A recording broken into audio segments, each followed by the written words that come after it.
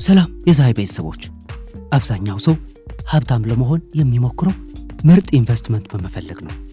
የትኛው አክሲዮን ያዋጣል፣ የት ቦታ መሬት ልግዛ ይላሉ። ግን ሀብት የሚመጣው ትክክለኛውን ነገር በመግዛት ብቻ አይደለም። ሀብት የሚመጣው ትክክለኛውን ነገር በትክክለኛው ቅደም ተከተል ወይም ኦርደር በመግዛት ነው። ምክንያቱም ደረጃዎችን ከዘለላችሁ ኢንቨስትመንታችሁ ትንሽ እንደሆነ ይቀራል፣ ለአደጋ የመጋለጥ እድላችሁ ይጨምራል። እናም ለመድረስ ብቻ በጣም ትለፋላችሁ። ስለዚህ በዚህ ቪዲዮ ትክክለኛውን የሀብት ግንባታ ቅደም ተከተል እናያለን።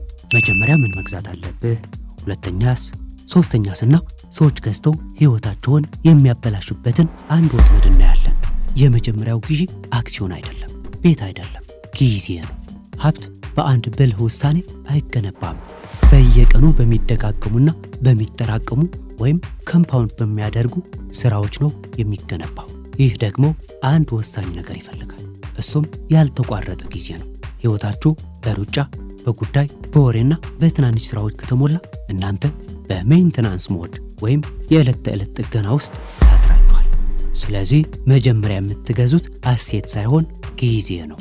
ድሆች ገንዘባቸውን ተጠቅመው ታይታ ወይም ስታተስ ይገዛሉ። የመካከለኛው ገቢ ያላቸው ሰዎች ምቾት ወይም ኮምፎርት ይገዛሉ። ሀብታሞች ግን ገንዘባቸውን ተጠቅመው ጊዜ ወይም ሊቨሬጅ ይገዛሉ። ጊዜ ለምን?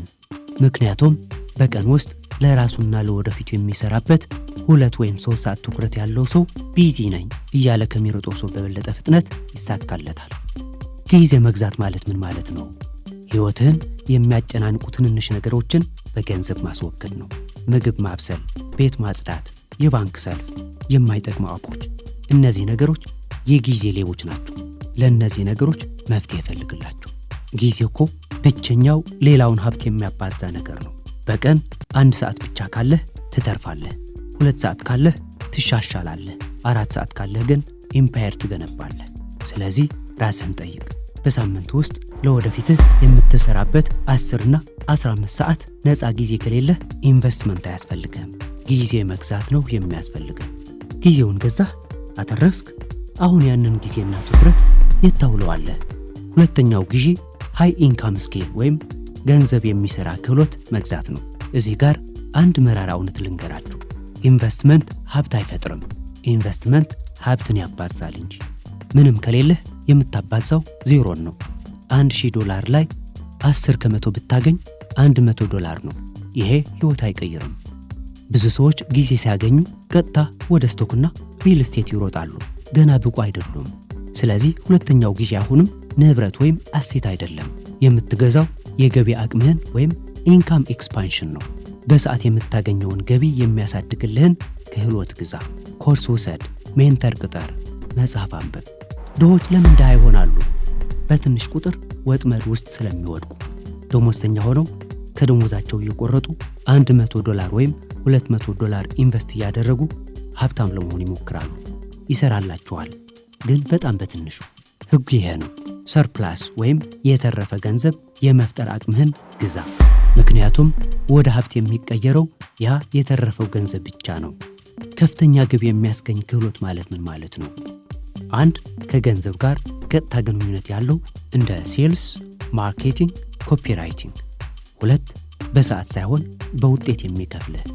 3 ሁል ጊዜ ተፈላጊ ሆነ። ጊዜ ገዛ፣ ስኪል ገዛ። አሁን ሶስተኛው ግዢ ዲስትሪቢዩሽን ወይም ስርጭት ነው። 2 አይነት ድሆች አሉ። ምንም ክህሎት የሌላቸውና ክህሎት ኖሯቸው ማንም የማያውቃቸው። ሁለተኛው በጣም ያማል። በገሃዱ ዓለም ችሎታ ወይም ታለንት አይደለም የሚከፈለው፣ እድልና አክሰስ ነው የሚከፈለው። ስርጭት መግዛት ማለት አንተ ስራ ፍለጋ ከምትዞር እድሎች ራሳቸው ወደ አንተ የሚመጡበትን ሲስተም መፍጠር ነው።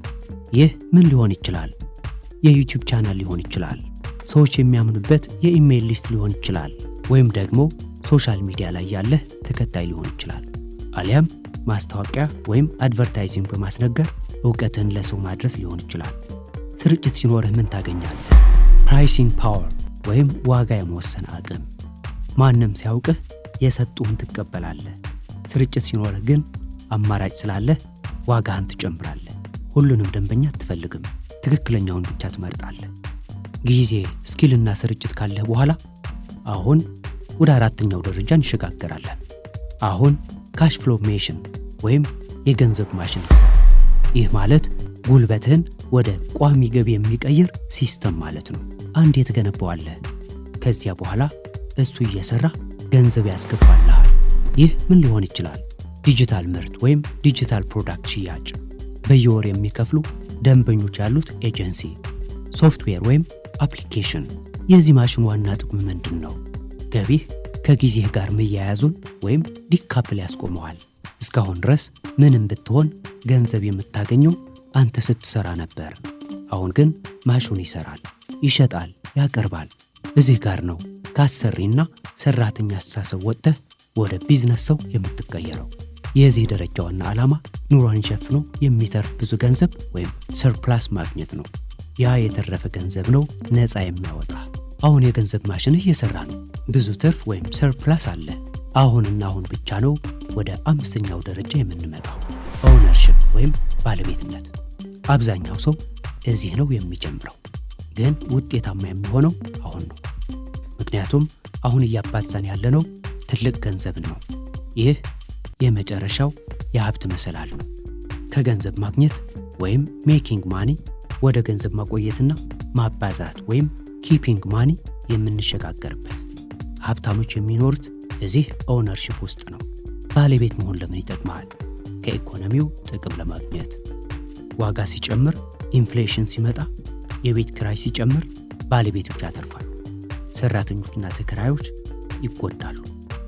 የባለቤትነት ደረጃዎች ደግሞ እነዚህ ናቸው፣ ከአስተማማኝ ወደ አደገኛው። አንደኛ፣ ኢንዴክስ ፈንድስ፣ የኢኮኖሚውን የተወሰነ ክፍል መግዛት። በአንድ ኩባንያ ላይ አትወራረድም፣ በሲስተም ላይ ትወራረዳለህ። ሁለተኛ፣ ሪል ስቴት፣ ቤትና ቦታ፣ የሚያዋጣ ከሆነ ብቻ። የባንክ ብድር ወይም ሌቨሬጅ ስላለው ጥሩ ነው፣ ግን ሂሳቡን ካልሰራህ ይቀጣሃል።